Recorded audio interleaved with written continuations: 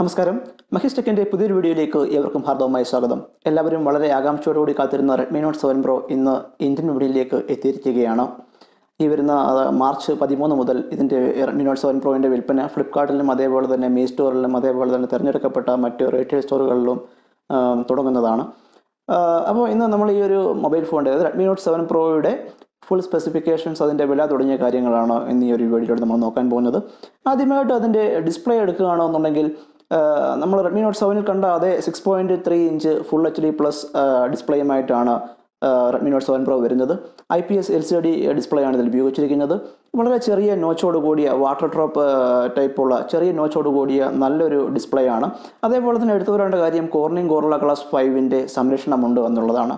Redmi not 5 പ്രോയിലും 6 പ്രോയിലും ഒക്കെ ഉണ്ടായിരുന്നത് Corning gorilla glass 3 ആണ്. അതിനേക്കാളും കുറച്ചുകൂടി മികച്ച കോർണിംഗ് ഗോറില്ല ഗ്ലാസ് 5ൻ്റെ സംരക്ഷണമാണ് റെഡ്മി നോട്ട് 7 പ്രോയിൽ കമ്പനി കൊടുത്തിരിക്കുന്നത്. വളരെ നല്ലൊരു കാര്യമാണ് അതെന്നുള്ളതാണ്. നല്ല മികച്ചൊരു ഡിസ്പ്ലേ ക്വാളിറ്റി തന്നെയാണ് റെഡ്മി നോട്ട് 7 പ്രോയ്ക്കുള്ളത്. അതേപോലെ തന്നെ ഡിസൈൻ്റെ കാര്യം നോക്കുകയാണെന്നുണ്ടെങ്കിൽ ഗ്ലാസ് ബോഡിയുമായിട്ടാണ് റെഡ്മി നോട്ട് 7 പ്രോ വരുന്നത്.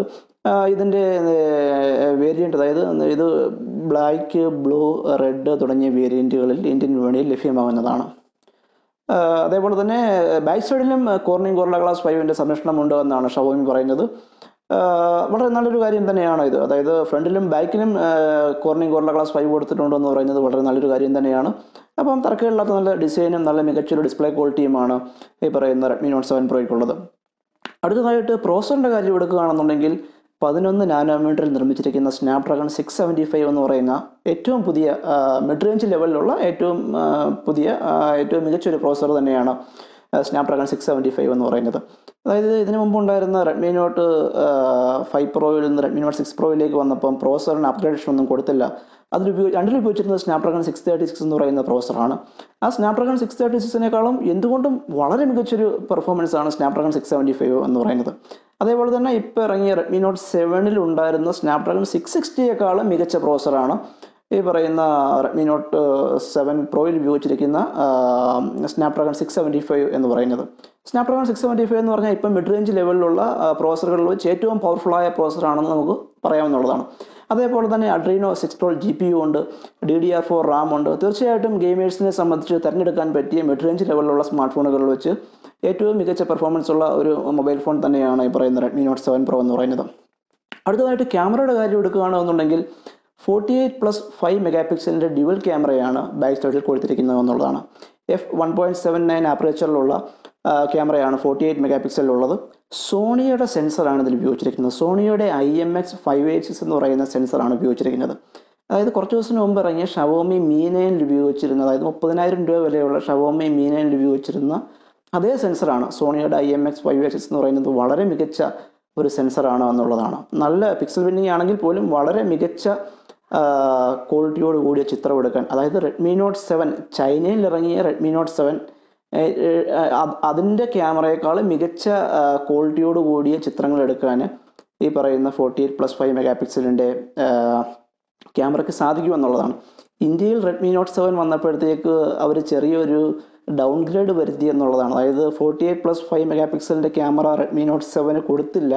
അതിന് പകരം കേവലം 12+5 മെഗാ പിക്സലിൻ്റെ ബാക്ക് ക്യാമറയാണ് റെഡ്മി നോട്ട് 7 കൊടുത്തത്. അതൊരു ചെറിയ പോരായ്മയായിപ്പോയി. എന്തായിരുന്നാലും റെഡ്മി നോട്ട് 7 പ്രോയുടെ കാര്യത്തിൽ നല്ല ഒരു ഇമ്പ്രൂവ്മെൻ്റ് ആണ് ബാക്ക് ക്യാമറയുടെ കാര്യത്തിൽ കൊണ്ടുവന്നിരിക്കുന്നത്. തീർച്ചയായിട്ടും ഇപ്പോൾ ഉള്ള മിഡ് റേഞ്ചിൽ വെച്ച് വളരെ മികച്ച, അതായത് കഴിഞ്ഞ ദിവസം ഇറങ്ങിയ ഗാലക്സി M30യേക്കാളും മികച്ച ഒരു ബാക്ക് ക്യാമറ തന്നെയാണ് റെഡ്മി നോട്ട് 7 പ്രോയ്ക്കുള്ളത് എന്ന കാര്യത്തിൽ ഒരു തർക്കവുമില്ല. അടുത്തതായിട്ട് ഫ്രണ്ട് ക്യാമറയുടെ കാര്യം എടുക്കുകയാണെന്നുണ്ടെങ്കിൽ 13 മെഗാ പിക്സലിൻ്റെ ഫ്രണ്ട് ക്യാമറയാണ് ഇതിൽ ഉപയോഗിച്ചിരിക്കുന്നത്. അത്യാവശ്യം തരക്കേടില്ലാത്ത നല്ലൊരു ഫ്രണ്ട് ക്യാമറ തന്നെയാണ്. പക്ഷേ റെഡ്മി നോട്ട് 6 പ്രോയുമായിട്ട് നമ്മൾ കമ്പയർ ചെയ്യുകയാണെന്നുണ്ടെങ്കിൽ അല്പം വീക്കായിപ്പോയി. കാര്യം റെഡ്മി നോട്ട് 6 പ്രോയിൽ 20+2 മെഗാ പിക്സലിൻ്റെ ഫ്രണ്ട് ക്യാമറയായിരുന്നു. അതുമായിട്ട് കമ്പയർ ചെയ്യുകയാണെങ്കിൽ അല്പം വീക്കാണെങ്കിലും 13 മെഗാ പിക്സലിൻ്റെ ഫ്രണ്ട് ക്യാമറ എന്ന് പറയുമ്പോൾ അത്യാവശ്യം നല്ല സെൽഫി എടുക്കാൻ റെഡ്മി നോട്ട് 7 പ്രോയുടെ ഫ്രണ്ട് ക്യാമറയ്ക്ക് സാധിക്കുമെന്നുള്ളതാണ്. എന്നിരുന്നാലും ബാക്ക് ക്യാമറയ്ക്ക് തന്നെയാണ് ഈ ഒരു മൊബൈൽ ഫോണിൽ കൂടുതൽ പ്രാധാന്യം കൊടുത്തിരിക്കുന്നത് എന്നുള്ളതാണ്. അടുത്തതായിട്ട് ബാറ്ററിയുടെ കാര്യം എടുക്കുകയാണെന്നുണ്ടെങ്കിൽ 4000 mAh ബാറ്ററിയാണ് റെഡ്മി നോട്ട് 7 പ്രോയിൽ ഉപയോഗിച്ചിരിക്കുന്നത്. അതേപോലെ തന്നെ ക്വാൾക്കമിൻ്റെ ക്വിക്ക് ചാർജ് 4 സപ്പോർട്ടുണ്ട്. അതായത് ഫാസ്റ്റ് ചാർജിങ് സപ്പോർട്ടുള്ള മൊബൈൽ ഫോണാണ് ഈ പറയുന്ന റെഡ്മി നോട്ട് 7 പ്രോ എന്ന് പറയുന്നത്. അതായത് 18 വാട്ട് സ്പീഡിൽ വരെ ഈ ഒരു മൊബൈൽ ഫോൺ ചാർജ് ചെയ്യാൻ സാധിക്കും എന്നുള്ളത്. പക്ഷേ ഈ മൊബൈൽ ഫോണിൻ്റെ കൂടെ വരുന്ന ചാർജർ 10 വാട്ടിൻ്റെ ചാർജറാണ്. 10 വാട്ടിൻ്റെ ചാർജറാണെങ്കിലും അത്യാവശ്യം നല്ല രീതിയിൽ ചാർജ് ചെയ്യാൻ സാധിക്കും എന്നുള്ളതാണ്. അതായത് ഇതിനു മുമ്പ് ഉണ്ടായിരുന്ന റെഡ്മി നോട്ട് 5 പ്രോയുടെ 6 പ്രോയുടെ കൂടെ വന്നത് 5 വാട്ടിൻ്റെ ചാർജറാണ്. അപ്പം 10 വാട്ടിൻ്റെ ചാർജ് എന്ന് പറയുമ്പോൾ കുറച്ചുകൂടെ വേഗത്തിൽ ചാർജ് ചെയ്യാൻ സാധിക്കും. അത്യാവശ്യം തിരക്കില്ലാത്ത ബാറ്ററി തന്നെയാണ് 4000 mAh ബാറ്ററി എന്ന് പറയുന്നത്.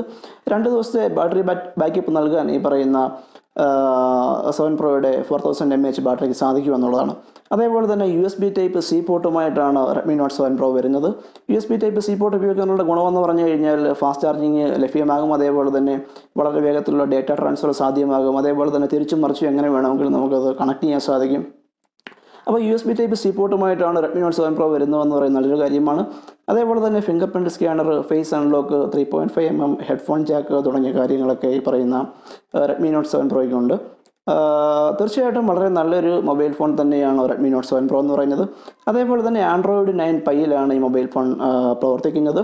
2 വേരിയൻറ്റിലാണ് റെഡ്മി നോട്ട് 7 പ്രോ വിപണിയിലേക്ക് വന്നിരിക്കുന്നത്. 4+64GB അതേപോലെ 6+128GB.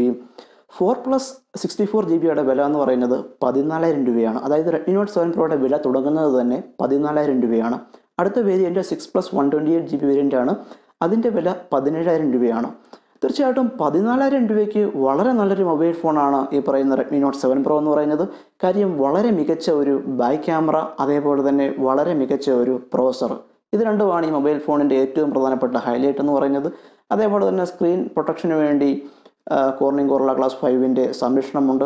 തീർച്ചയായിട്ടും വളരെ നല്ലൊരു മൊബൈൽ ഫോൺ തന്നെയാണ് ഈ പറയുന്ന 7 പ്രോ എന്ന് പറയുന്നത്.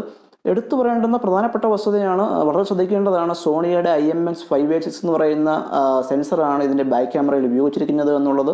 തീർച്ചയായിട്ടും വളരെ മികച്ച ക്വാളിറ്റിയോട് കൂടിയ ചിത്രങ്ങൾ എടുക്കാൻ ഈ പറയുന്ന മൊബൈൽ ഫോണിന് സാധിക്കുമെന്നുള്ളതാണ്. അപ്പോൾ കഴിഞ്ഞ ദിവസം ഇറങ്ങിയ ഗാലക്സി M30ക്കും അതേപോലെ തന്നെ ഇപ്പോൾ വിപണിയിലുള്ള മിഡ് റേഞ്ച് ലെവലിലുള്ള മറ്റെല്ലാ മൊബൈൽ ഫോണുകൾക്കും നല്ലൊരു വെല്ലുവിളി ഉയർത്താൻ ഈ പറയുന്ന റെഡ്മി നോട്ട് 7 പ്രോയ്ക്ക് സാധിക്കുമെന്ന് കരുതുന്നു. അപ്പോൾ ഈ ഒരു വീഡിയോ ഇഷ്ടപ്പെട്ടാൽ വീഡിയോ ലൈക്ക് ചെയ്യുക. അതേപോലെ തന്നെ മറ്റു പുതിയ ടെക് വീഡിയോകൾ ആദ്യം തന്നെ കാണുന്നതിന് വേണ്ടി ചാനൽ സബ്സ്ക്രൈബ് ചെയ്യുക. നമുക്ക് മറ്റൊരു പുതിയ ടെക് വീഡിയോയുമായി വീണ്ടും കണ്ടുമുട്ടാം. Good bye.